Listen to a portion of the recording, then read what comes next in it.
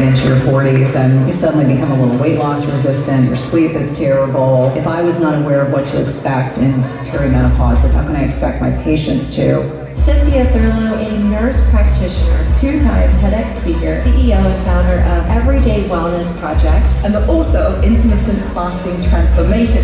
We have been part of a culture that has really sent a very damaging message to women that thin is what we want it to mean, often at the expense of losing muscle mass. All these microorganisms, their health is as important as our health. A lot of misnomers that women can fast the same way that men can. We really need to lean into our physiology, embrace the fluctuations that we have day to day, week to week, month to month. I do not believe, nor do I support, the limiting belief that women have to accept weight gain is a normal function of aging. Honor our hormones as opposed to dysregulate them.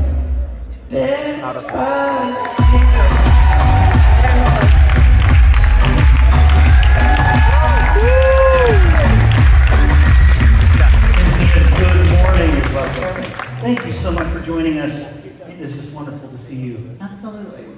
We've been friends for a while. In fact, some people say that I helped make Cynthia famous by being on her podcast once. Cynthia, let's just get started, because this is a fascinating topic that you've really focused and made a career on.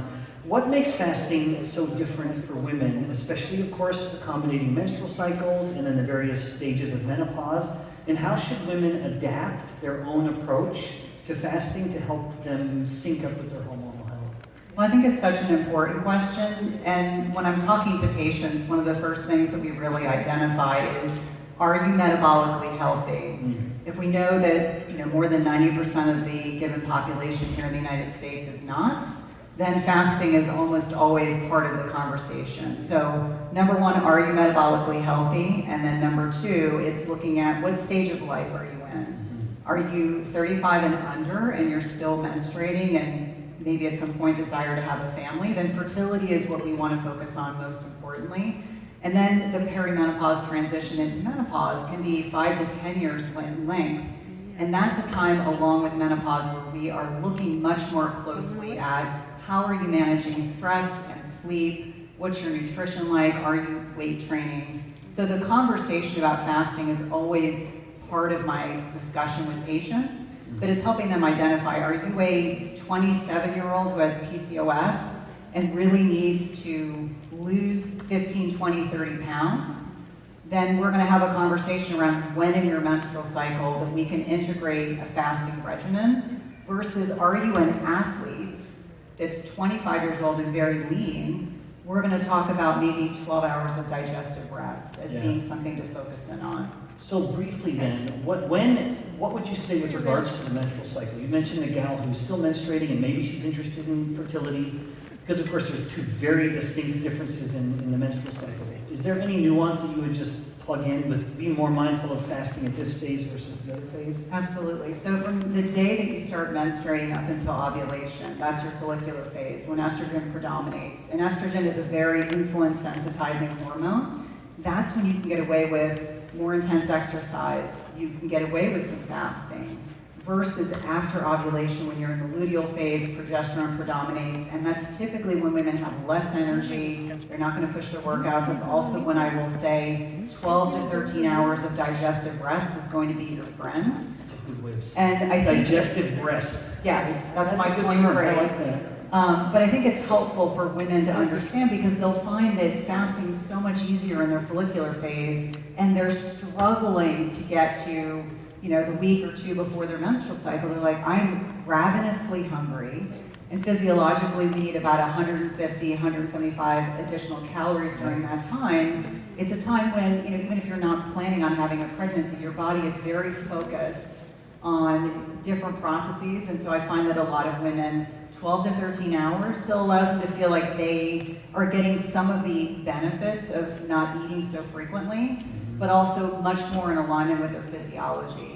And the other dovetail to that is as women are navigating perimenopause, if they're not sleeping, they're not managing their stress, they're eating a garbage diet, they're not exercising. I always say you have to think about fasting as a hormetic stressor. It's beneficial stress in the right amount at the right time. And so there might be a month or periods in your life where you're not fasting, but maybe you're just abiding by that digestive rest methodology. Right. In fact, that you touched on this a little bit, but this is just too important of a question to leave as just lightly addressed as we have. What would you say are the red flags in a fasting approach where the gal may look at it and say, I'm maybe doing more harm than help? Like any of the symptoms you just mentioned or more. So if she's being sensitive enough to mind the adaptation signal that it's not working well, and then what sort of response would you suggest? You know, I would say number one, just being attuned to your menstrual cycle. So I always say to patients that your menstrual cycle is a vital sign, just like blood pressure, temperature, pulse. So if you lose your menstrual cycle and you know you're not pregnant, that's a sign that it is too much stress for you and your body. So number one is that. If women start losing their hair, if they're incredibly fatigued, if they find that all of a sudden they are not able to consume enough protein during their feeding window, those can be signs that there might be something that requires an adjustment. Or I also use the other side, like, did you have a death in the family? Did someone lose their job? Did you have a big move? Like, really being attuned to what the stressors are in your personal life so that you can make adjustments from there. And again, to find reassurance that you may be able to fast for several years, and then you may have a period of time where you're not able to fast, and that's okay. I think rigidity, I never want that to be the message. Like, we are organisms, we are meant to adapt to our lifestyle, and sometimes that means you change what you are doing in response to the other inputs in your life. Especially in the female body where there is just so much more change. I like to joke that men are like a barbershop quartet. Yes, it's nice, but it's very simple. Gals are a 200-piece symphony. There's just a lot of more nuance. And it sounds good. Yeah, there you go. Cynthia, this advice, this education is so wonderfully timely. But unfortunately, it's really been a paucity of this type of information out there.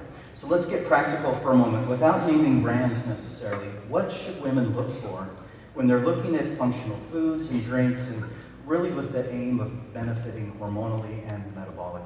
Yeah, I would say, in the hierarchy of needs, protein, because physiologically, we actually need more protein with age and not less. And we could unpack the protein leverage hypothesis, which I don't want to bore the listeners, but I remind women this is an audience that would love it, right? Yes. But for the sake of time, we won't do it. Yes. So as we are navigating perimenopause into menopause, so usually after the age of 40, there's something called sarcopenia. So it's muscle loss with aging, and that is a physiologic adaptation. I always use the analogy that we want our muscle to look like filet as opposed to ribeye. Like, both are equally delicious if we're having a steak, but it's important for us to understand that the marbling that you see in ribeye, although delicious, is an incorporation of fat into the muscle cells, and so, or the musculature of the muscles themselves. And so, as we are navigating hormonal changes that are occurring in perimenopause, we're fluctuating at levels of estrogen in perimenopause, sometimes 20 to 30% higher due to luteal cycles.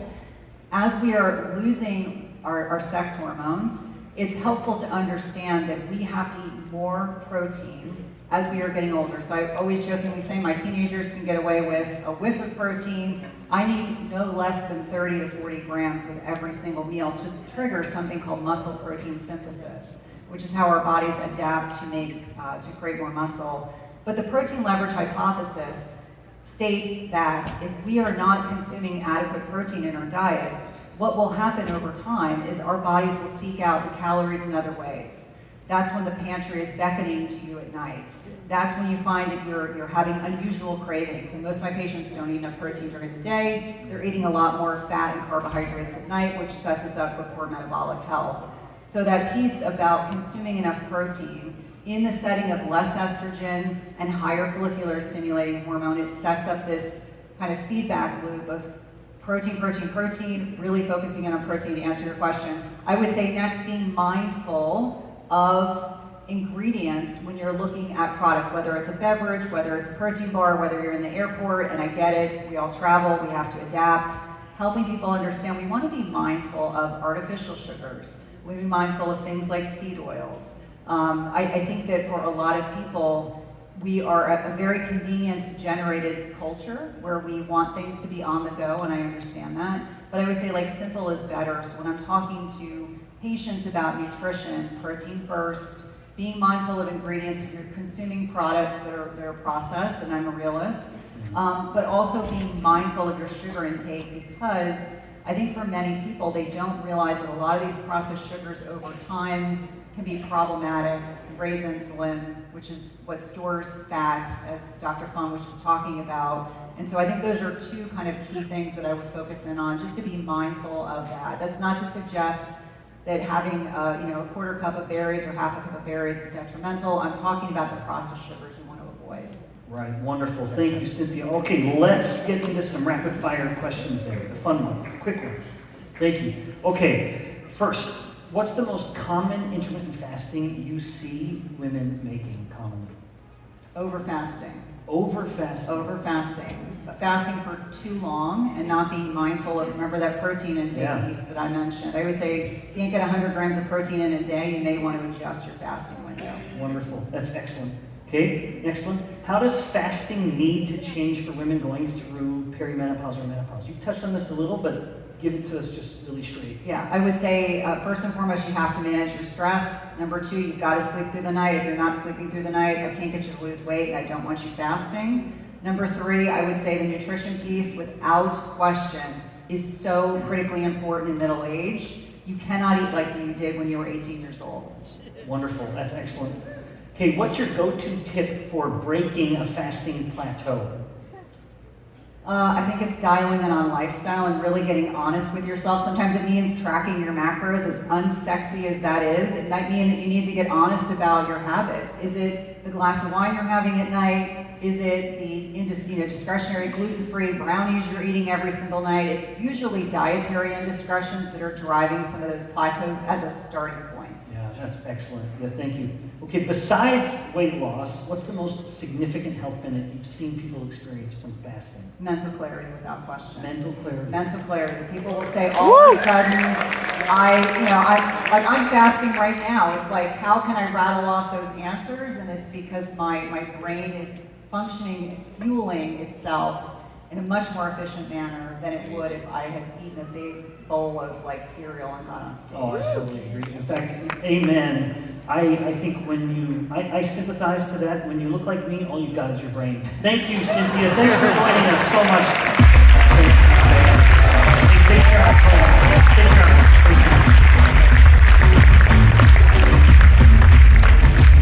Everyone wants to live longer. Everyone is thinking how to live better. Dr. Carlos Jaramillo!